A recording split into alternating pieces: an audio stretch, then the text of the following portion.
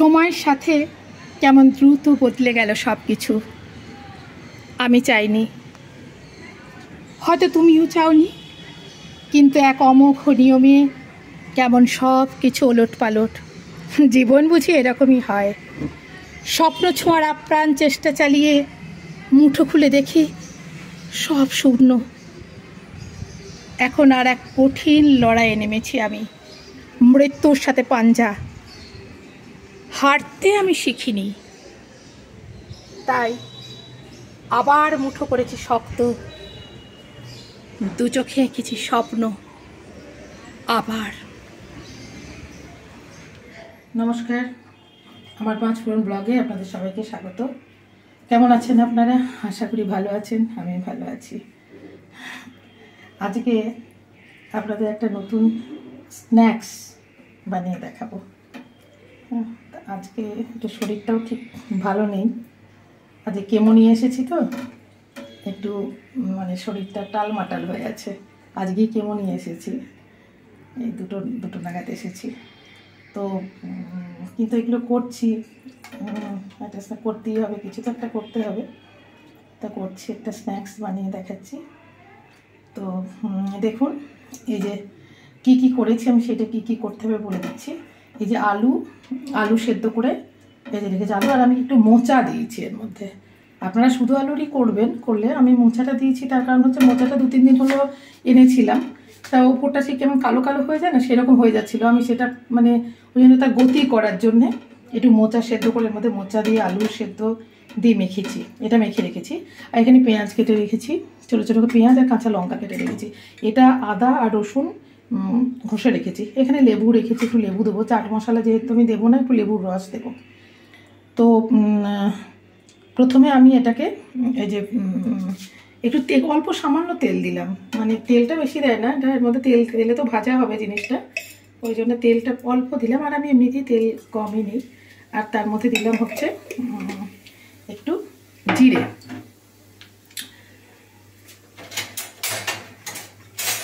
জিরেটা তেলটা গরম হয়ে গেছে, জিরেটা দিলাম। বাবা, যেটা পড়ে গেল খুন্তিটা।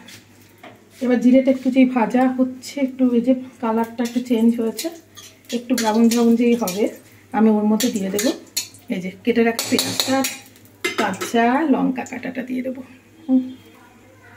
আজ সত্যি শরীরটা বেশ খারাপ লাগে, কেমো নেওয়ার পরে শরীরটা খুব মানে একটা কেমন যেন একটা লাগে, একটা ভমিটিং, একটা কেমন একটা টেন্ডেন্সি থাকে। তারপরে একটা মানে মাথাটাও কেমন টাল হয়ে থাকে। এবার হয়ে গেছে, এবার আমি এর মধ্যে পেঁয়াজ কুচি আর লঙ্কা কুচিটা দিয়ে দিলাম। এটা হচ্ছে কাঁচা পেঁয়াজ এমনি না ভেজেও দিতে পারে, দেওয়া যায়, এর মধ্যে কাঁচা পেঁয়াজ কুচি দিয়েও করা যায়। আমি একটু নেড়ে নিচ্ছি,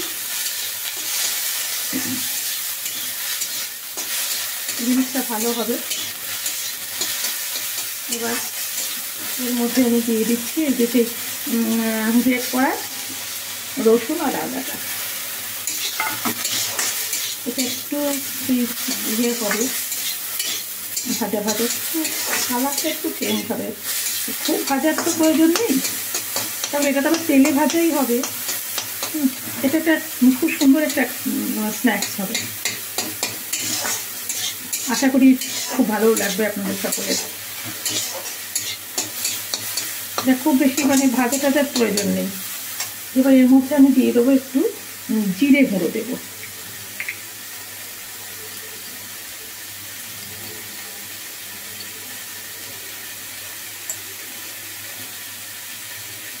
একটু জিরে গুঁড়ো দিলাম।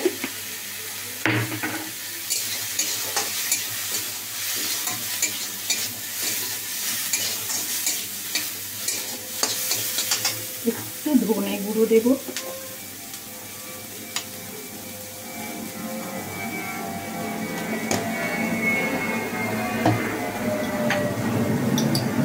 একটু হলুদ দেবো। শুধু এই কাঁচা গন্ধটা যাওয়ার মতো করছি, এটা তো আবার ফ্রাই করা হবে, এটা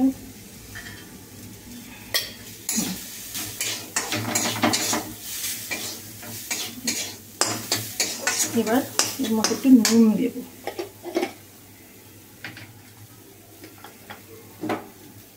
এটা স্বাদ মতো নুন একটু করেই দিলাম, কম কমই থাক একটু। একটু নাড়াচাড়া করছি। এর মধ্যে গরম মশলা দেওয়া যায়, গরম মশলা দেখি যদি পারি দেবো।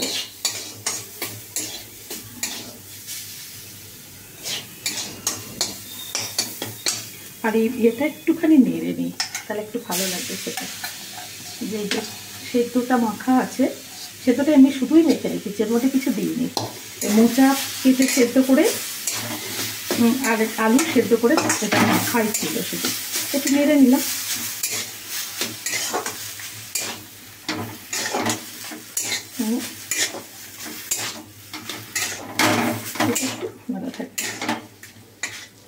এটা না নাড়লেও হয়, নাড়তেই হবে এমন কোনো কথা নয়। আমি একটু নেড়ে নিলাম, একটু টাইট হবে জিনিসটা, তাহলে আমার করতে সুবিধা হবে। দিয়ে এটা একটু ইয়ে করে দিয়ে আমি লেবুর রসটা দিয়ে দেবো। একটু লেবুর রস দিলে যে চাট মশলার কাজটা করে, লেবুর রসটা দিলে চাট মশলা যেহেতু দিচ্ছি না আমি, চাট মশলার কাজ করে।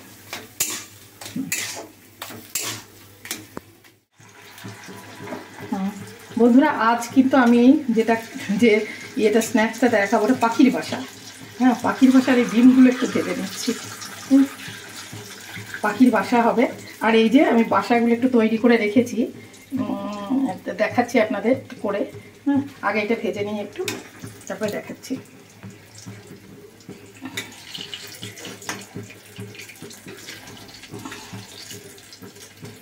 হয়ে গেছে ভাজা,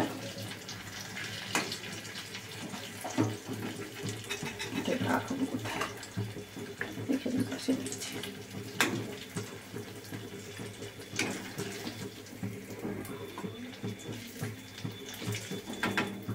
আচ্ছা, এখানে দেখলাম।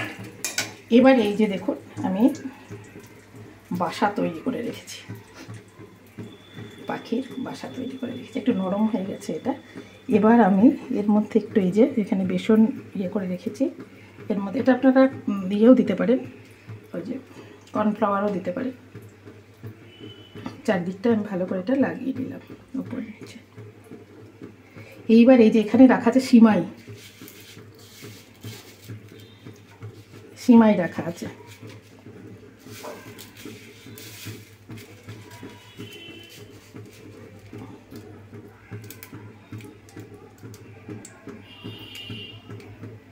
দেখুন দেখতে পাখির বাসা হলো কিনা, একেবারে পাখির বাসা, দেখেছেন কি সুন্দর। দিয়ে দিলাম এগুলো সিমাইটা। এইবার আমি এটা তেলে দিয়ে দেবো। পাখির বাসা ভাজা হচ্ছে, এবার অল্প অল্প করে হোক ভাজা। এখানে আমি আরেকটাও দেওয়া যাবে পাশে, যে একটু পরে একটু ইয়ে হলে আমি উল্টে দেবো, আস্তে আস্তে উল্টাতে হবে। আর একটা এটাও একটু দিয়ে দিলাম, যাতে ওটা ঠিক মতো করে সিমাইটা লাগে।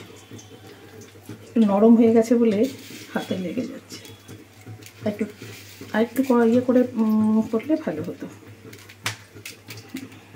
আমি ওটা দেখি উল্টে দিই। আমার অনেক রান্না নিয়ে আমি আগে বিয়ের আগে একদম কি সুন্দর হয়েছে দেখুন, একদম রান্নাঘরে যেতাম না, মানে বিয়ের আগে আমি কিন্তু চাও করিনি। আমার অনেক হিস্ট্রি আছে। সে আমার একবার একটা আর আমার দিদির মেয়েরা, বড়দির ছেলে মেয়েরা আমাকে ভীষণ ছোটো মাসি বলতে অজ্ঞান ছিল আর কি। দিয়ে আমাদের বাসা ইয়ে ছিল দিয়ে বেথুয়াতে, তখন ওই দেশের বাড়িতে দিদি গেছিলো ওখানে আমাদের বাড়িতে ওর ছেলে মেয়ে নিয়ে। এবার দেশের বাড়িতে সবাই যাবে, গ্রামের বাড়িতে, তো আমি যাইনি। আমি বললাম আমি যাব না, ওই জন্য আর দিদির ছেলেমেয়েরা কেউ গেল না, ছোটো মাসি যাবে না, আমরাও যাব না। দিয়ে ওরা বাড়িতে থাকলো। এবার দিদি তো বেশ ভয়ে আছে, এই তুই খেতে দিবি তো, তুই খাওয়াবি তো, ওদের খেতে দিবি তো, ছোটো ছোটো সব। আমার হ্যাঁ চিন্তা নেই, চলে যা। দিয়ে তো দিদিরা চলে গেল, সকালে গেল, বিকেলে চলে আসবে, সন্ধেবেলার দিকে সব চলে আসবে। আমার ইয়েতে রেখে গেছে জিম্মায় 3 জনকে। আমি কি করেছি, ওদেরকে নিয়ে বসেছি, সমান গল্প করে যাচ্ছি, ওদেরকে গল্প বলে যাচ্ছি নানান রকম। বলছে মাসি খিদে পেয়েছে, মাসি খিদে পেয়েছে করছে। আর আমি কি করছি বারবার করে যাচ্ছি আর গ্লাসে করে নুন চিনি জল নিয়ে এসে দিচ্ছি। আবার বলছে খিদে পেয়েছে, আবার নুন চিনি জল গ্লাসে করে করে এই করে করে ওদের সারাদিন আর গল্প বলে যাচ্ছি, সমানে একটার পর একটা গল্প বলে যাচ্ছি। তবু রান্নাঘরে কিছু রান্না করছি না, নুন চিনি জল খাইয়ে খাইয়ে রাখছি আর গল্প করে যাচ্ছি ওদেরকে ইয়ে করার জন্য, থামানোর জন্যে। তবু ওরা মানে আমার কাছে থাকবে আর কি, এরকম জেনে শুনেও। দিয়ে সন্ধেবেলা যখন দিদিরা এসেছে, ছুটে গিয়ে সব মা খিদে পেয়েছে, মাসি চিনি জল খাইয়ে রেখেছে। এই হচ্ছে আমার ইয়ে। আর এখন কেন, বিয়ের পরের থেকে একবারে জুতো সেলাই থেকে চণ্ডীপাঠ সব এখনও, মানে আমি কেমো নিয়ে এসে, এই যে কেমো নিয়ে এসেও আমি সব করছি এখন ওরাই আসে, ওরা গল্প করে, মাসি মনে আছে? এখন ওরা আসলে কত যত্ন করে খাওয়াতে পারি। সেই এই যে পাখির বাসা এইখানটাতেই রাখার একটা জায়গাটা নিই আমি। এবার এটা উল্টে দিই, আর এবার কি সুন্দর ভাঙেনি জিনিসটা, ঠিক আছে? এই যে এরকম করে আমি এবার সবগুলো ভাজবো। এবার পাখির বাসার মধ্যে আমি এই ডিমটা দিয়ে দিলাম। আহা হা হা, এটা ডিমটা সাদা হলে বেশ ভালো হতো। এটা ইয়ে দিয়েছি তো, মোচাটা দিয়েছি বলে কালার হয়ে গেছে। কি সুন্দর, খেতেও সুন্দর হবে, দারুণ খেতে হবে। তো আমি এবার এগুলো সব ভেজে নিই, সঙ্গে থাকবেন, সবগুলো ভাজি এরকম করে। এই কটা ভেজেছি, এই যে এটা একটু সাদা সাদা হলে ভালো হতো ডিমগুলো, এটা হলো না যেহেতু মোচা দেওয়া আছে। এই যে পাখির বাসা, আমার একটু মাখাটা নরম হয়ে গেছিলো বলে মানে প্রপার একদম বাসার মতো হলো না, তাহলে মাখাটা ঠিকঠাক হলে পরে একদম সুন্দর পাখির বাসা হবে। এটা স্ন্যাক্স হিসাবে দুর্দান্ত খেতে, সস দিয়ে, একটু সস বা চাটনি দিয়ে অসাধারণ। তো বন্ধুরা বানাবেন, অবশ্যই বানিয়ে দেখবেন, খেয়ে দেখবেন, তারপরে কমেন্ট করে জানাবেন। আজকে এ পর্যন্ত রাখি, আর আমার চ্যানেলটা অবশ্যই সাবস্ক্রাইব করবেন, অবশ্যই করবেন। আপনারা সবাই সাবস্ক্রাইব করছেন না, অবশ্যই সাবস্ক্রাইব করবেন, পাশে থাকবেন। আর আজকে আমার শরীরটা সেরকম বললাম ভালো নেই বলে আজকে আমি মানে ইয়ে করে করতে পারলাম না, ঠিক আছে? শুধু দেখালাম আপনাদের, আপনারা অবশ্যই করবেন। নমস্কার।